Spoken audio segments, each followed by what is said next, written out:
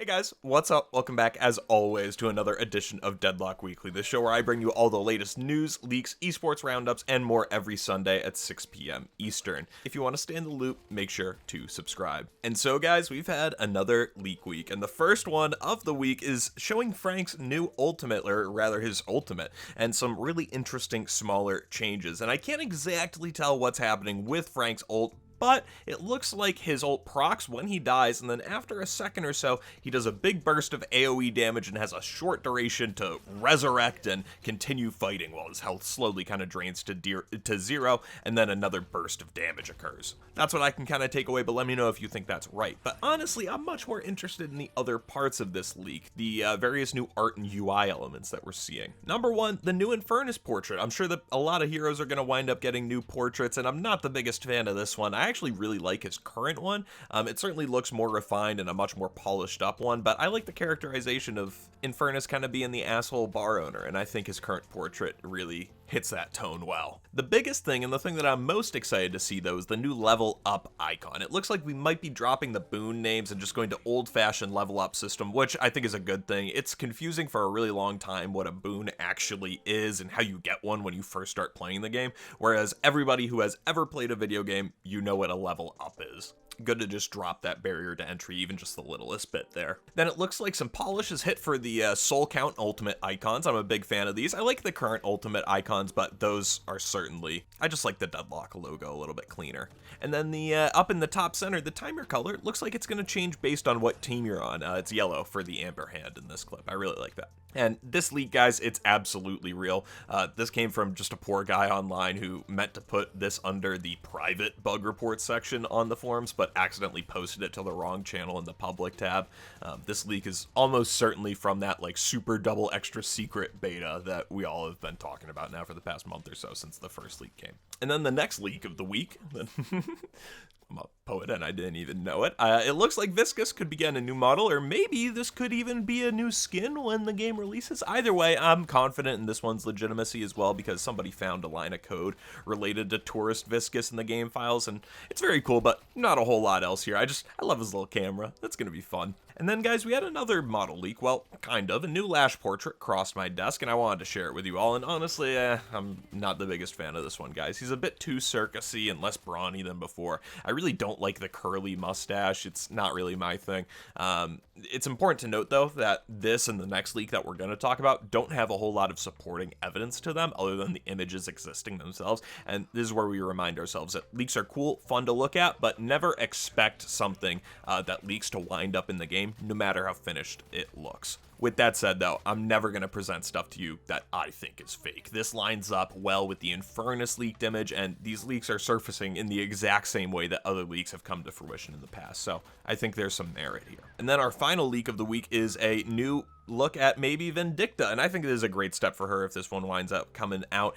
She looks much more like a ghoul and the undead that she actually is, and I'm a big fan of these kind of sharper, a little bit more neon poppy blue colors than just kind of like blue skin that she has now. And so there's some exciting news about the direction the game is moving in behind the scenes, guys, and it's very exciting, but there's still no new patches for us as we march toward that update. And you can officially reserve the right to make fun of me in the comments if the jungle gets an art pass next, because I'm pretty confident at this point that those heroes are coming down the pipe pretty soon. Then, guys, I did see a few videos that I wanted to share with you this week, and the number one is this Andrew Chicken video about counters and the counter items in the game. This is a awesome video giving great in-depth insights for every item you can use to counter enemies in the game and the reasons that you should buy them. This video is, guys, exactly what I needed at 3 p.m. on Thursday to get me through like the slowest part of my workday, and I'm sure you'll enjoy it or learn a thing or two as well. And if you've ever been annoyed by a hero and felt like you can't do anything to stop it, this should be a required viewing. You will learn some really good shit here. And then, guys, we had a couple of podcast episodes from Dead Air and Deadlock and Load, respectively, and if you want to see the links for any of those videos, it's down in the description. Also down in the description is this link for maybe the best mod that I've ever seen in Deadlock. This is just a absolutely show-stopping Yamato mod made by Stylized Senzu that reimagines her character based on some concept art that we got some months ago back in 2024. And when I first saw this on Reddit, I thought it was a leak or like they just dropped Yamato's like new model. I cannot compliment this mod enough. It's so incredibly well done, and can I say something? Then, guys, we had another week of Deadlock Fight Night in North America. Hydra Nation defeated Valhalla after some superhuman performances from League and Scout on Valhalla on map 2. But ultimately, it was just some Shiv chain executions to seal the first map for Hydra Nation and textbook team play to win a team fight into a rejuve, into a base siege from Hydra Nation on map 3 to get them another Deadlock Fight Night title in North America. Congrats to those guys. Across the pond in Europe, if anyone plans on speaking to Satan in the near future, if you could ask if things are freezing over down there, that would be really good, because Abrahams once again 2-0'd Virtus Pro for the second week in a row. The rhyming continues this afternoon. Together on Shiv was really the story here. 18 kills across both maps. The team was really setting up the executions and is really demonstrating how busted he can be in competitive play. Then, guys, we got our win rates weekly for you. Some folks mentioned their interest in seeing some win rates calibrated to higher elos, and while I agree that's really useful information, I'm trying to be for the common man here. And so to quote that 8-year-old girl from that old Taco Bell commercial, why not both? So overall win rates are on the left and Phantom Plus win rates there on the right for you.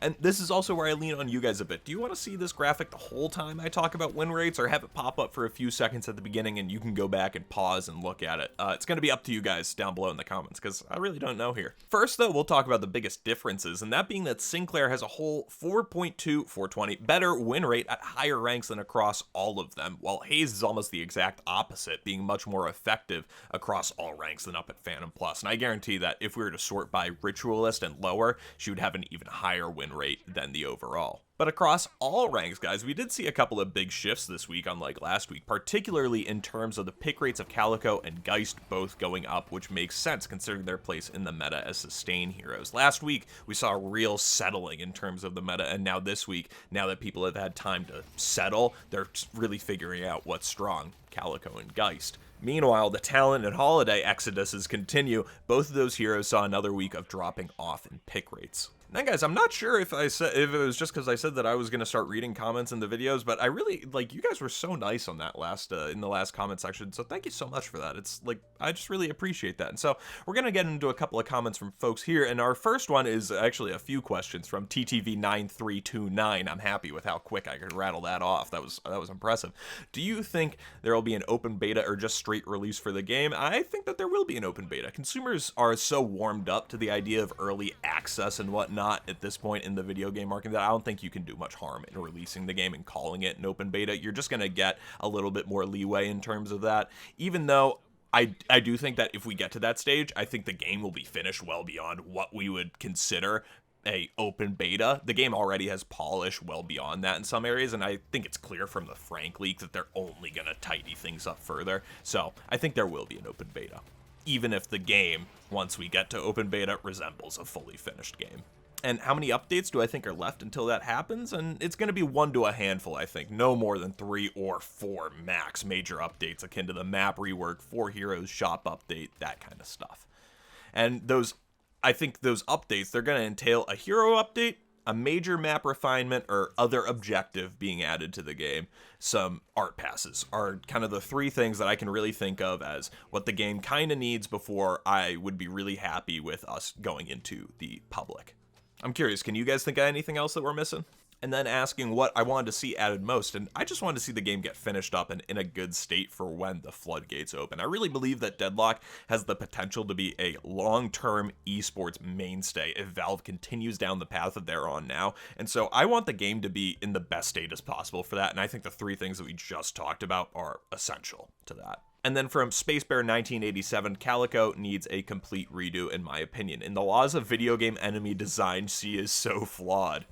She's super skinny, hard to hit, her leap animation is always just free damage for her, as it's next to impossible to shoot at her when she does that. Her ult also makes her invincible, and she can move and still damage you. Plus, she has her cat form to get from one side of the map to the other rapidly. She's fast, she's small, she's invincible, and still killing you with her ult, running away at speeds you can't keep up with. And overall, she feels like a tank that was given a stealth role, and that's just horrible to play against, in my opinion. And I do agree with you here. I think Calico's kit is a bit inherently broken. Even if I think your take might be a little bit heavy-handed, you could get counterspell to prevent the slash, for example. I think that her combo is just a little bit too strong. Her model is too small, you're totally right, and she is a bit just too much going for her. It's too easy for her to swoop in and do 1,000+ damage unpunished if she has that combo online. Her ability to leave lane and get a significant amount of souls in between waves is tremendously strong. It's very easy for her to get ahead and stay ahead. There are a lot of games where I start 0-3 as Calico in like the past week. I start 0-3 and then I end the game like 14-5 or something, because I just out-farm everybody to a crazy degree.